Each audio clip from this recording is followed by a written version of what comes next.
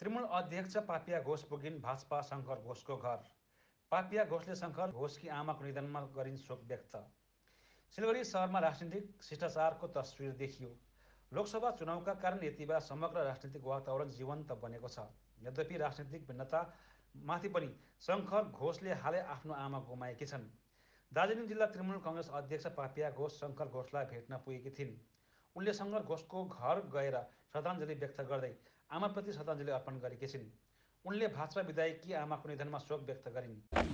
একদমই আমরা জানি শিলিগুড়ির বিধায়ক শঙ্কর ঘোষ মহাশয় তার মাতৃবিয়োগ হয়েছে গত তিন দিন আগে। তো কাজে ব্যস্ত থাকায় বাইরে থাকায় আমি এসে পৌঁছতে পারিনি। তো আমাদের আমার মনে হয়েছে যে আমাদের প্রথম পরিচয় আমরা শিলিগুড়ি বাসিন্দা, অর্থাৎ সব কিছুর ঊর্ধ্বে, রাজনীতির ঊর্ধ্বে দিনের শেষে আমাদের সেই পরিচয়টাই প্রথম। এবং আজকে আমরা তার পরিবারের সাথে এবং তার সাথে দেখা করলাম, কথা বললাম। একটাই আশ্বাস যে সান্ত্বনা দেওয়ার তো জায়গা নেই, মা তো মা, তার উপরে আর কিছু হয় না।